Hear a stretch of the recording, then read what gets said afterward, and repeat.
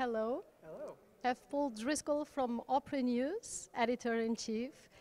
Can you tell us a little bit about your job as editor-in-chief in this news magazine? Opera News has been published by the Metropolitan Opera Guild since 1936. We cover opera performances all over the world. We do editorial features, profiles of singers and conductors and designers, run recording reviews, DVD reviews. It's a little bit of everything for everyone. We come out every month, and our latest cover, October, which was just published yesterday, I guess, has an Operalia winner on the cover, Anthony Roth Costanzo, who won Operalia in 2012. So we're very excited about that. There's nothing in the opera world that you don't scan. We hope not, anyway. We hope we find out about it all. And your relationship with Operalia as a member of the jury comes since? I started in 2013. Maestro Domingo asked me to come to Verona, which was the first year that I did. I did Verona, Los Angeles, London, and Guadalajara. I did not go to Astana last year, but I'm back for Lisbon, which I'm very excited about. I've never been here before. No? No, it's beautiful, absolutely beautiful. I had my first live experience of Fado last night, and the food's amazing. I'm glad I'm not going to stay here too much longer. I don't think I'd fit into any of my clothes. We have been told about the food. And what can you tell us, your perspective about this very special contest? Oh, it's amazing. It's not like anything else anywhere in the world. I hear singers I've never heard before, never heard of before, from everywhere. From China, from the former Soviet Union, from Russia, from South Africa, in addition to singers from New York, whom I've heard several times. 3 of the singers who were in the contest have been featured in Opera News in the past year or so. But a lot of singers I hear for the first time, and it's astonishing to know that there's that kind of quality and talent all over the world, and Placido Domingo and his Operalia team find them and bring 40 of them here to Lisbon. So can we say it's like going out of a bubble to hear the people that come to sing in Operalia? Yes, less I think for the judges, because it's our job to look for people, but I've talked to a lot of singers who've done the competition, and especially in the United States, when you get to a certain level, a singer does various competitions, and you sort of know everybody that's on that circuit in your year or 2 years. They do the Met Audition, they do the Houston competition, they do the George London Foundation, or some of the other ones, and then they come here or they come to any other Operalia Congress and they hear people they've never heard before. And it's astonishing, I think, to them to realize that there is life outside the conservatory scene in the United States or the young artist scene in the United States. That's good for them. There is an article in Opera News from 2012, from August.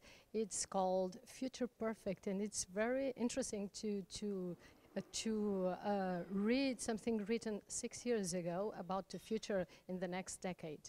So the article speaks about all the challenges that the transmission, live broadcasting, like the Metropolitan Live HD, which has had a huge boom, has brought. So how do you see this? From one side we have like more democratizing opera is more available for everyone, but at the same time we have like this point of view, and maybe people won't come so often for the real thing that are happening. Do you think this is a challenge, or this is a big opportunity, or does this kill people that go really to the theaters, all this technology around opera?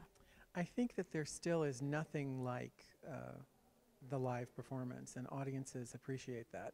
And the HDs and other transmissions, whether it's Medici, which is streaming this particular competition, or the other theaters in Europe that do live, I think it augments, it adds on to the live performance aspect.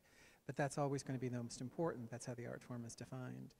Yes, it is challenging to get people into the opera houses. Yes, it is challenging to have those economics. When an opera house like this was built in the 18th century, there weren't that many other theaters in Lisbon, so there wasn't that much, as they say, competition for the entertainment dollar. But you can look at the architecture of the building that we just walked through, and there used to be a royal entrance that no one came in but the king and queen. Now everyone comes in the front door, and everyone's allowed to sit in the same auditorium. And this is a great theater because it's such a good size. There are only, I think, about 800 seats that get sold. Maybe there are 900 or something total. But part of the problem, obviously, is some of the theaters that were built, especially in North America, were built very large. So it's a challenge to fill those because it's expensive to run a building. I always say if you had a worst enemy in the world, the thing to do is give him or her an opera house because it's so hard to run and everyone thinks they know how to do it. That's the great American pastime. But I'm very optimistic that so many people still want to do this. So many young singers, like the singers we're seeing in this competition. The semifinals are this afternoon and the finals are on Sunday. And Operalia every year gives me hope that there are people all over the world that want to do this, that are engaged by it. And when you look at performance opportunities, singers like this are so bright and so stimulated, they create their own performance opportunities in smaller venues, smaller theaters, putting together new work, new opera. And I think it's something that's going to continually reinvent itself. And I always think the future looks bright because the future's looking ahead. That's where the light is. That's where you look. What do you, when you are part of the jury, what are the characteristics and the qualities you look the most? Or is the talent pops up, or what do you seek in particular?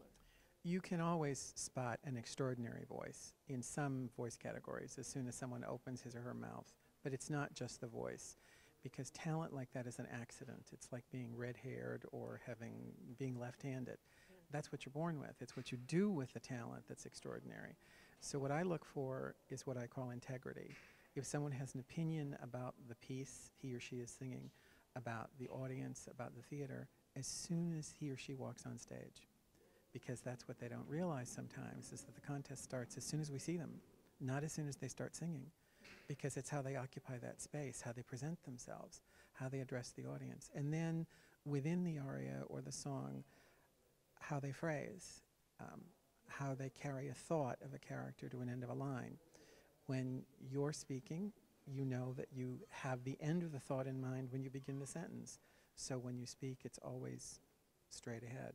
If you're trying to remember it at the same time, if maybe you haven't learned the music as carefully as you might, it chops up and breath comes in a funny place, or the word is maybe not weighted in a way that's going to pop it ahead. And I've listened to a lot of recordings, and not all of them, but I can usually spot when someone who's singing has listened to a recording too and is doing an imitation instead of coming up with his or her own idea. Sure, that happens more often than I'd like. Not here. I think these singers are very, very high quality. Very high quality. They always are. Do you want to give an advice for maybe young opera singers that might watch this interview? What would you say to them, or for someone who has this dream? The dream, I think, is something that you have to feed, you have to protect, you have to always believe in yourself, be patient with yourself, be your own best friend, be your own best advocate. Then the other thing I would say would be show up. Go to as many performances as you can, as many performances in the opera house, in the theater, ballet, any kind of dance. Here in Lisbon, Fado. I went to my first Fado performance, I told you last night. It was extraordinary. That way of singing and that way of handling the drama within a vocal line is great. I think all opera singers should be able to watch someone like this lady I saw last night, who was standing there just a column of sound, not really moving, but everything reaching every corner of the room where she was singing. It's extraordinary. So show up, go to as many performances as you can. You'll always learn something, even if it's what not to do. Most of all, being curious. Of being curious, of course. Curious until the very end of your life and the very end of your career. If you're not curious, then stop doing it. Thank you very much, F. Driscoll. You're very nice. Thank you very much, Andrea.